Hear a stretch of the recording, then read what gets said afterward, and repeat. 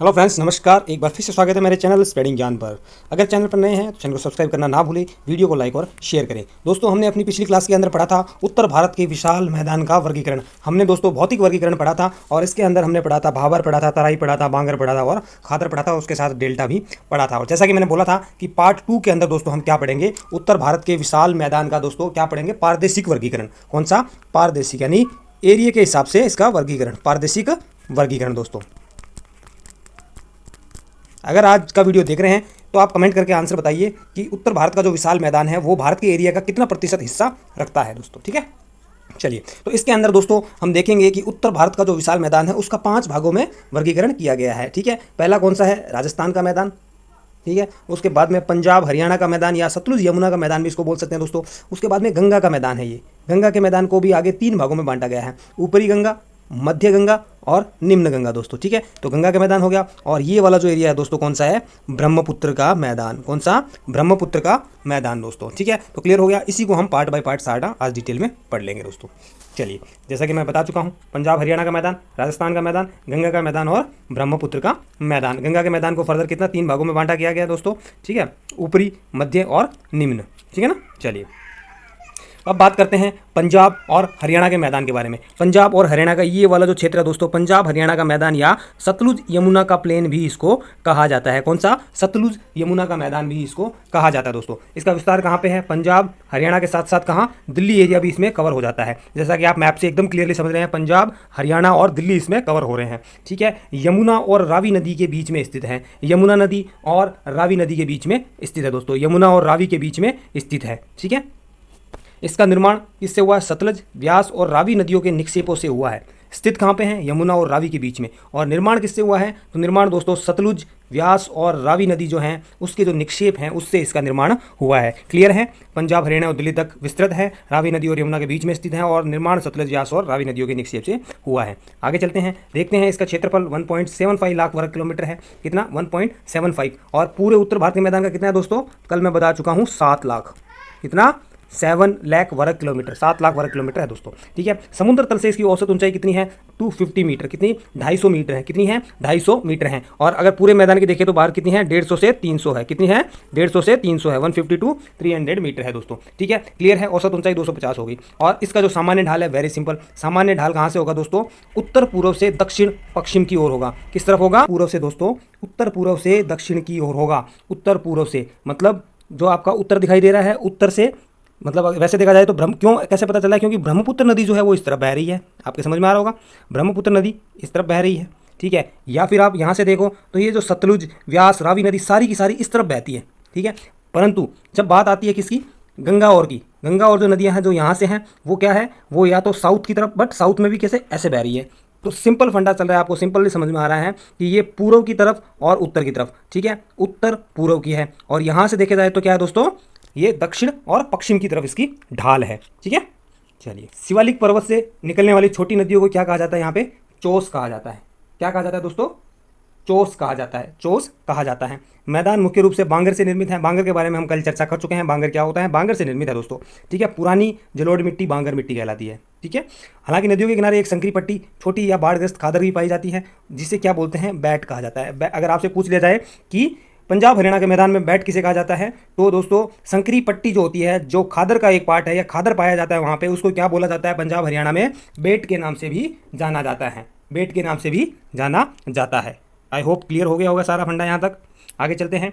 अब बात करते हैं कि दोआब क्या होता है। दोआब क्या है? दो नदियों के बीच की जो भूमि होती है दोस्तों उसको दोआब कहा जाता है। क्या कहा जाता है? दोआब कहा जाता है दोस्तों। ठीक है, दोआब कहा जाता है दो नदियों के बीच की भूमि। जैसे पंजाब है, ठीक है, तो पंजाब क्या है? 5 नदियों के बीच में स्थित भूमि है, तो इसको पंजाब कहा जाता है। तो अब इसमें कौन कौन से हैं दोस्तों? विस्ता दोआब, बारी दोआब, रचना दोआब और चाज दोआब। कौन से? अब ये नदियों के नाम से हैं। विस्ता, व्यास और सतलुज। व्यास और सतलुज से मिलकर क्या बना है? विस्ता। व्यास और रावी से मिलकर क्या बना है? बारी, तो बारी दोआब। रावी और चिनाब से क्या मिलकर बना है? राचना, तो रावी और चिनाब। चिनाब और झेलम से मिलकर क्या बना है? चाज। तो आपको नाम याद रखने की जरूरत नहीं है, नदी का पहला अक्षर आप याद रखो।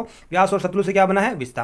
व्यास और रावी से बारी। रावी और चिनाब से रचना। चिनाब और झेलम से चाज दोआब बने हैं दोस्तों। इसके अलावा एक और है जिसके अंदर कौन कौन सी हैं? जिसके अंदर हैं चिनाब, झेलम और सिंधु, चिनाब, झेलम और सिंधु है। तो इसका नाम क्या है? सिंधु सागर दोआब है दोस्तों। सिंधु सागर दोआब में तीनों नदियां हैं। चलिए अगला देखते हैं। जो दूसरा प्रमुख जो मैदान है वो कौन सा है? राजस्थान का मैदान। नाम से ही पता चलता है राजस्थान के प्लेन को ही राजस्थान का मैदान कहा जाता है, या रेगिस्तान भी है दोस्तों ये एक तरह से, ठीक है। ये जो वेस्टर्न राजस्थान है वहाँ पे देखने को मिलता है। अरावली के पश्चिम में भारत और पाकिस्तान की सीमा तक है। अरावली के पश्चिम में है तो वेस्टर्न राजस्थान हो गया, ठीक है। और इस मैदानी भाग का ढाल कहाँ पे है दोस्तों? पूर्व से पश्चिम तथा उत्तर से दक्षिण की ओर है। मतलब पूर्व से पश्चिम की तरफ, और ढाल या दूसरा ढाल जो है वो उत्तर से दक्षिण की ओर है दोस्तों। उत्तर से दक्षिण की ओर है इसकी ढाल, या तो पूर्व से पश्चिम की तरफ ढाल है या फिर उत्तर से दक्षिण की ओर है। इसीलिए दोस्तों जो भी सारी नदियाँ, जैसे लूणी नदी होगी, वो भी कहाँ किस तरफ जाके गिरती है? वो कच्छ के रण में जाके गिरती है। तो उत्तर से दक्षिण की तरफ नीचे की तरफ जा रही है, ठीक है। चलिए आगे देखते हैं। यहाँ प्रवाहित होने वाली प्रमुख नदी कौन सी है? लूणी नदी है, जो कि कच्छ की खाड़ी में गिरती हैं। और इसका जो जल है वो बालोतरा तक तो मीठा है, उसके बाद में क्या है, इसमें जल खारा हो जाता है, ठीक है। चलिए अब बात करते हैं गंगा का मैदान। गंगा का मैदान दोस्तों, गंगा का मैदान जो है पश्चिम के अंदर कौन सी? यमुना नदी। पूर्व में दोस्तों कौन सा? बांग्लादेश तथा बंगाल की खाड़ी की सीमा तक फैला हुआ है। लगभग कितना? 3.75 लाख वर्ग किलोमीटर तक फैला है। 3.75 लाख वर्ग किलोमीटर तक फैला है। सबसे बड़ा हिस्सा यही रखता है दोस्तों। जो दक्षिण भारत, उत्तर भारत का जो मैदान है उसका सबसे बड़ा हिस्सा जो है गंगा का मैदान रखता है। लंबाई लगभग 1400 किलोमीटर है और औसत चौड़ाई लगभग 300 किलोमीटर है। और इसकी ढाल जो है दोस्तों 15 सेंटीमीटर प्रति किलोमीटर है। और ढाल किस तरफ है? पश्चिम से पूर्व की ओर बढ़ने पर इसकी ऊंचाई क्या है दोस्तों?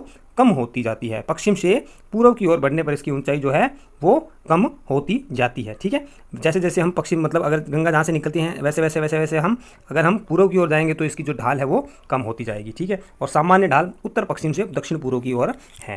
एक्चुअल आंसर है इसका, कोई ज़्यादा डिटेल वाली बात नहीं है। 3 हिस्सों में बांटा है।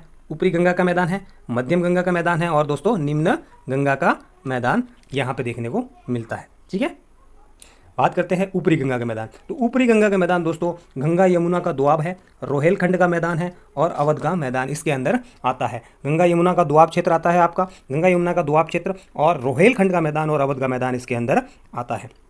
इस क्षेत्र में प्रवाहित होने वाली प्रमुख नदियाँ कौन सी हैं? गंगा है, यमुना है, और इसके अतिरिक्त इसकी सहायक नदियाँ हैं, ठीक है।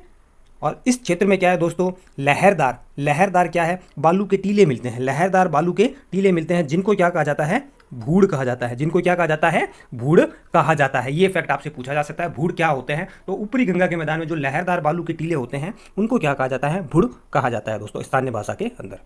उसके बाद में बात करते हैं जो मध्य गंगा का मैदान है। मध्य गंगा का मैदान, ठीक है, गंगा, घाघरा जल विभाजक, सरयू पार मैदान, मिथिला का मैदान आदि इसके अंदर आते हैं। विस्तार इतना है।